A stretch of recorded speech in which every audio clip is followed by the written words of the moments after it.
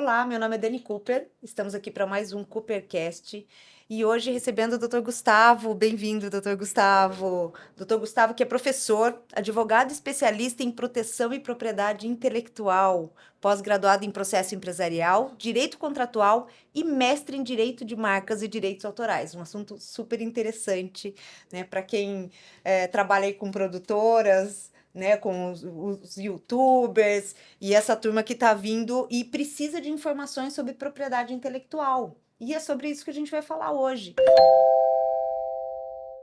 Gustavo, o que é propriedade intelectual, né? Para o pessoal que está nos assistindo entender o conceito e as formas de aplicação. Mas vamos começar do conceito. O que é propriedade intelectual? Maravilha. Eu agradeço o convite, estar participando desse momento aqui, para a gente compartilhar um pouquinho sobre essa área do direito que é tão interessante, tão próxima de nós, né? Tudo relacionado ao entretenimento hoje é muito importante e, ao mesmo tempo, que nos traz alegria. Tem todo um background ali por trás de uma produção, de um filme, de uma empresa, de um produto.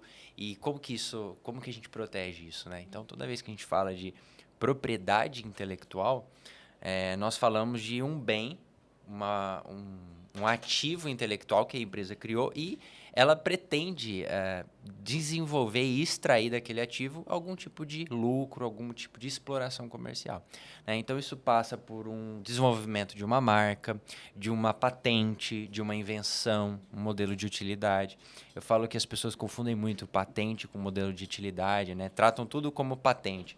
Na verdade, patente é algo destinado para protegermos uma invenção, né? Algo que não existia, mas que um dia alguém pensou, né? Então, por exemplo, quando inventaram a energia ou a eletricidade, alguém do nada olhou para algo e desenvolveu aquilo. Isso a gente protege, por exemplo, com uma patente. Então, quando a gente fala de propriedade intelectual, Dani, a gente fala de um bem que nós precisamos proteger, que o direito vem proteger justamente a criação, o capital intelectual daquela empresa. Então, nós temos diversas propriedades intelectuais que passam desde a marca, a patente, invenções, direitos autorais, desenhos industriais, né, designer de um produto. Então, são diversos aspectos aqui que são relevantes para diversos segmentos hoje das atuações comerciais. Então, Gustavo, como se aplica, né, a propriedade intelectual aos negócios? Uma dica que eu sempre dou a um empresário, quando ele estiver preocupado com a propriedade intelectual dele, é ele olhar para o segmento e para a atividade que ele está. Então, por exemplo, todas as empresas hoje têm um nome empresarial. O que é um nome empresarial? É aquilo que dá personalidade jurídica à sua atividade. Tá? Então, eu registro um nome empresarial quando eu constituo uma empresa. E muitas empresas relacionam esse nome empresarial a uma marca.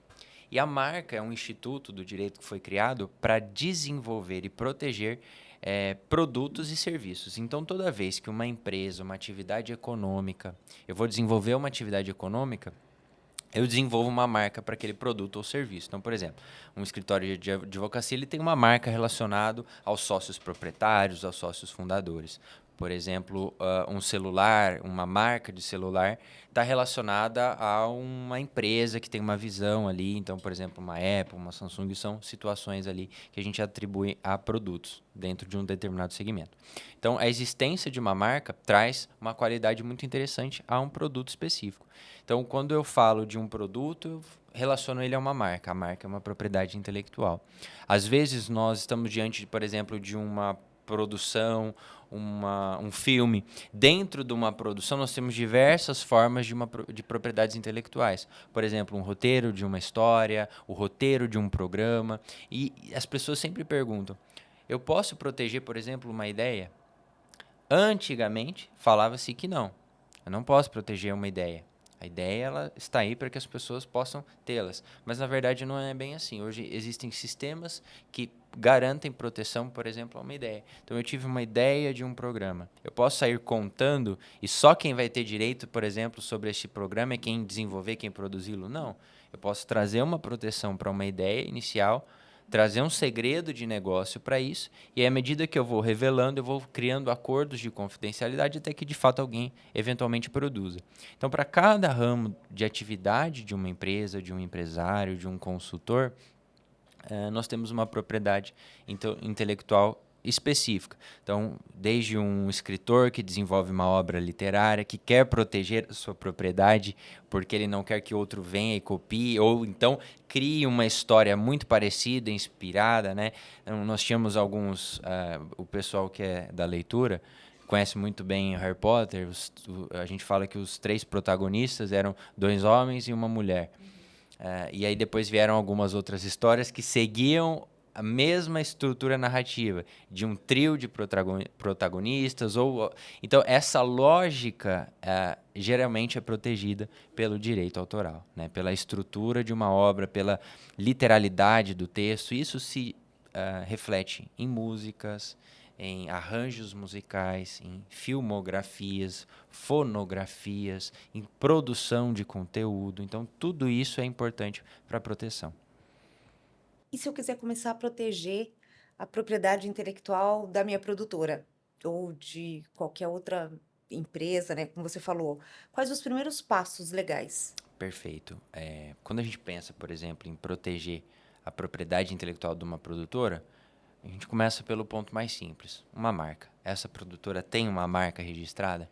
Porque uma marca registrada vai trazer força ao marketing daquela empresa. E à medida que essa produtora ela vai ganhando, ela vai se notorizando, ela vai ganhando potencial. Esse valor dessa marca também é agregado ao valor daquela empresa. Então nós temos marcas hoje que são muito atrativas.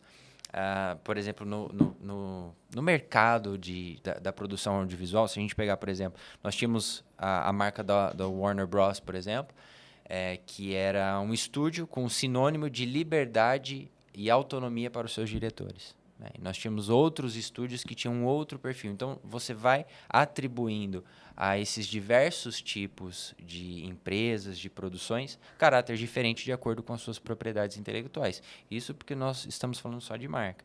Aí eu posso partir para roteiros e histórias que essas empresas desenvolvem.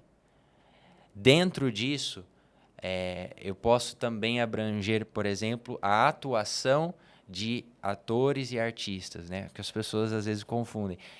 O roteirista ele cria, ele desenvolve um personagem, por exemplo, uma história. E o ator, ele traz uma característica diferente para um personagem, que às vezes outras pessoas, outros atores já interpretaram.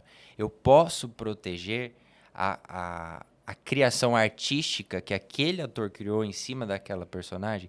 Posso.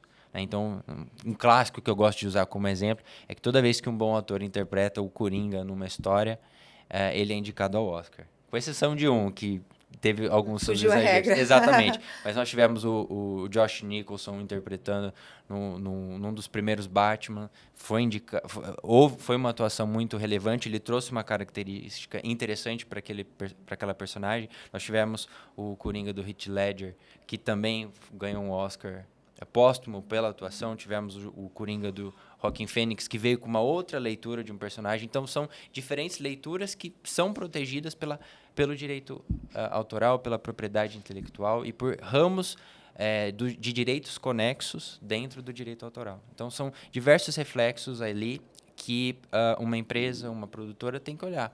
Então, o que eu tenho dentro da minha empresa? Eu produzo que tipo de conteúdo? Eu tenho um programa numa televisão? O que eu já protegi dentro desse programa?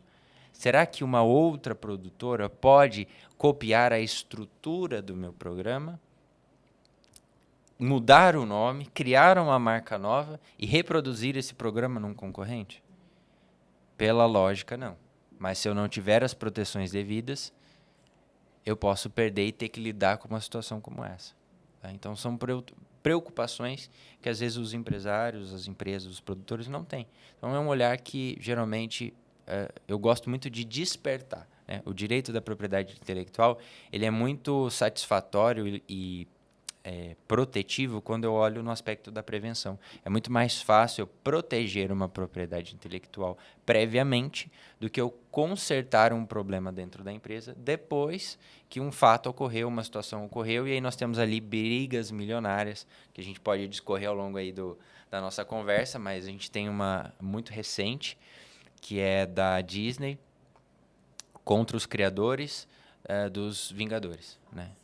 Que é um caso muito emblemático, porque os criadores foram falecendo, né? Esses direitos sobre a exploração econômica dos heróis foram passando para os herdeiros. Então, a gente envolve aí também direito de sucessão, correlatadamente.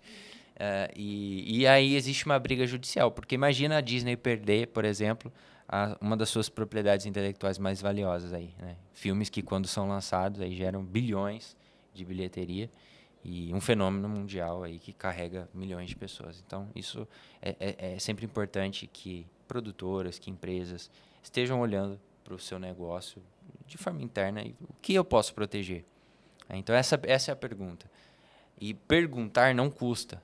Falar, eu tenho isso, pode ser protegido? Pode ser protegido, Porque é um né? universo de coisas. Nós Sim. podemos proteger qualquer coisa. Uma vez eu fui contatado por uma pessoa que tinha uma ideia de um colete postural que não exigia aquelas estruturas de ferro. O que ela me explicou? Ela era uma fisioterapeuta e ela falava assim, se eu coloco aquela estrutura de ferro, eu tiro a sustentação do músculo.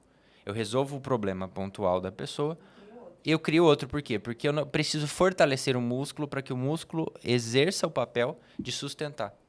E aí ela desenhou um colete que tinha fibras carbonadas, enfim, eu não entendo a lógica da invenção dela, mas que o colete exercia a função oposta ao músculo. Então era como se o colete forçasse o músculo e aí você indiretamente fortalecia. Então você corrigia a postura da pessoa pelo movimento contrário do músculo e automaticamente o músculo se fortalecia.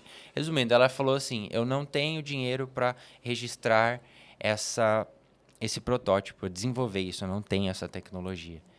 O que eu faço? Eu falei, registre em blockchain. Vamos criar um memorando, vamos desenvolver um memorando, criptografar essa informação e proteger a sua ideia. À medida que você for revelando, você vai assinando acordos de confidencialidade para que pessoas não venham revelar de má fé e essa ideia não seja produzida por alguém que de fato tenha recursos. Isso acontecia muito no passado, não deve acontecer hoje, então hoje podemos proteger ideias nesse sentido. Então são caminhos aí que a gente consegue criar, desenvolver junto com cada empresário, cada consultor, de acordo com aquilo que ele tem na sua própria empresa.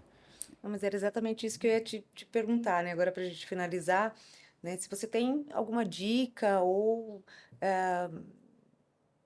algum, algum conselho mesmo para dar para essas pessoas que têm ideias ou essas produtoras que seguem a gente, né? E estão aí sempre acompanhando os nossos podcasts. A principal dica que eu deixo para vocês, Dani, é que cada empresário possa olhar para dentro do seu negócio.